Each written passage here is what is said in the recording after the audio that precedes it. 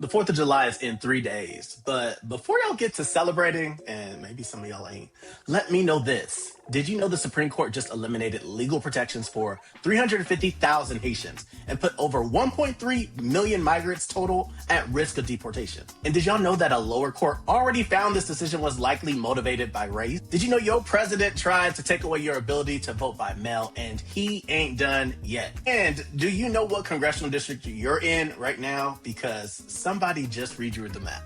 Like I said, July 4th is in 3 days, and this is what's happening in your country right now. Welcome to the Education Evolution. This is a podcast for the thinkers, the doers, and those who know the most important lessons aren't always learned in school, but they always affect what happens outside of one.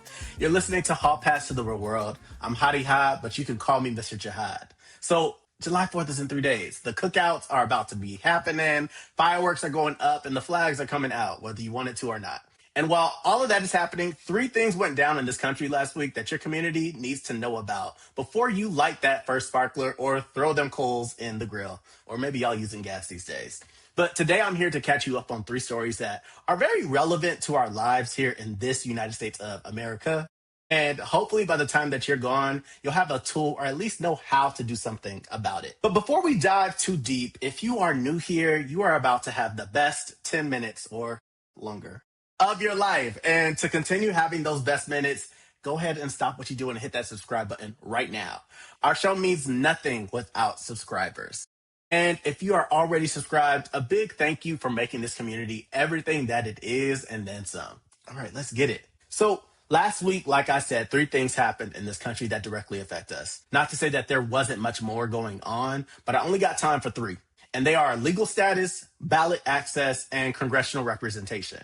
And yes, some of what I'm about to tell you is going to make you feel a little bit uncomfortable. But here's what I need you to know before we get into any of it. Uncomfortable is not the same as hopeless. And I really share this because sharing provides opportunity for us to be in the know and to be invested in the plot so that we don't lose it. You knowing this information, that's what power is. And before we're done today, I'm going to give you the tools to do something with it. All right, let's go ahead and jump in. Now, I know you know somebody Haitian. I know you do. Well, last week, June 25th to be exact, the Supreme Court ruled 6-3 to allow the Trump administration to end temporary protected status, also known as TPS. That's the program that gave 350 Haitians and 6,000 Syrians legal status in this country. People who fled crisis and built their lives here that have been in community with us for a significant amount of time. And the ruling does not stop there. Across about 13 affected countries, there are about 13 million migrants that are now at risk of deportation. Insane, right?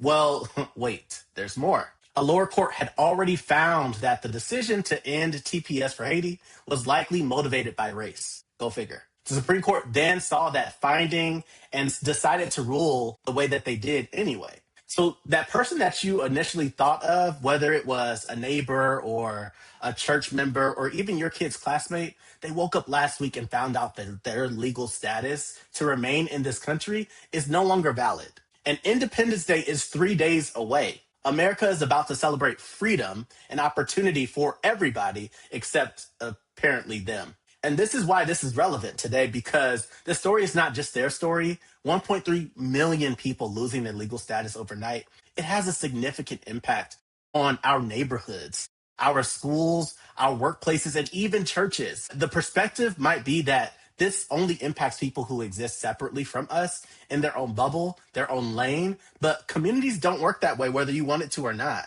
What disrupts them disrupts us. We are more connected than we even think. So before I move on, I have a question for you. Do you know what rights and protections the people in your community are operating under right now? TPS was something that I was not aware of before today. And now I've learned something, a new term, and how it's impacting people that I live in community with.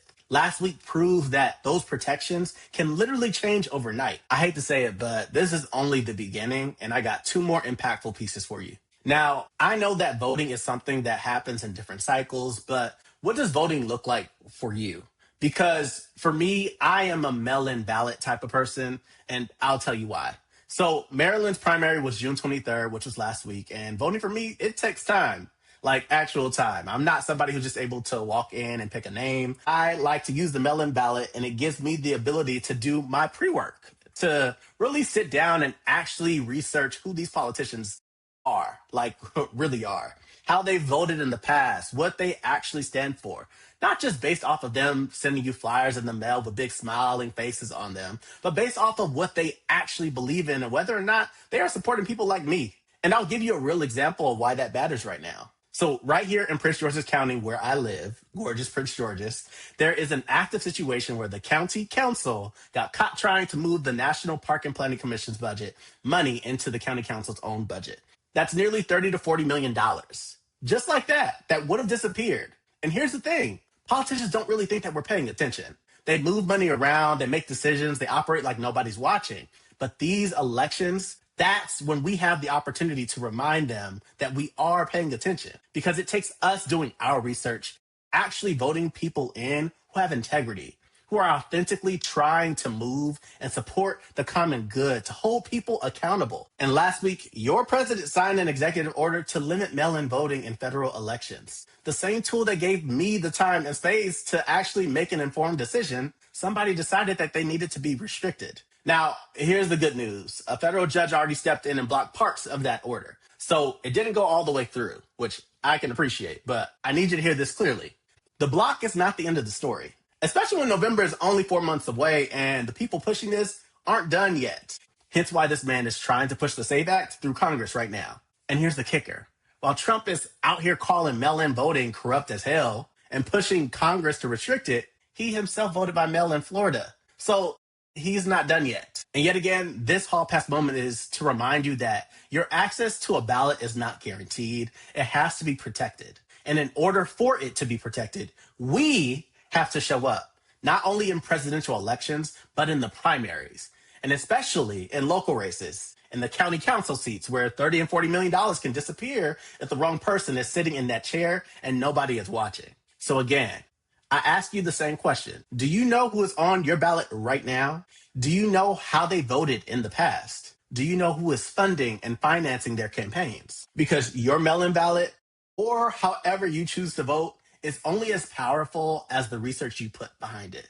And believe me, I know it takes time. I hate to say it, but this is only the beginning and we're not done yet. I got one more piece for you. Do you know what congressional district you live in right now? Because that question is about to hit different after what I'm about to tell you. So back in April, the Supreme Court ruled 6-3 in a case called Louisiana v. Callis. And what they essentially said was states can now redraw congressional district lines in ways that eliminate majority Black districts. The legal protections that required those districts to exist literally gone. And states did not wait. They moved within hours. Louisiana upended its own primary after 45,000 people had already voted and threw those ballots out because they needed to redraw them at first. And when the governor was asked about it, he said, "Oh yeah, no, it's not my fault." Sir, 45,000 people showed up and did what they were supposed to do, and you threw their votes in the trash. And that's your response? And now let's go to Florida.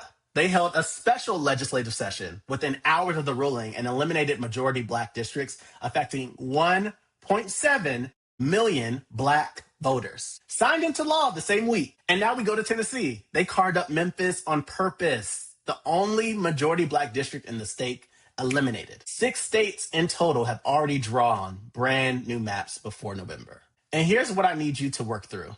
This isn't just about lines on a map. Those lines determine who was in that room in Washington when decisions get made about your healthcare, your schools, your neighborhoods, your money. When your community gets carved up and split up, your collective voice gets diluted. And yes, my friends, it is on purpose. And I don't say that to make you feel defeated. I say that so that you understand what you're up against. Because when you know the game, you can play it differently. November is 4 months away. New maps have already been drawn, which means the most powerful thing you can do right now is know exactly where you stand, literally. So I ask you, do you know what district that you're in right now? Because that answer may have changed given all this chaos that's happening.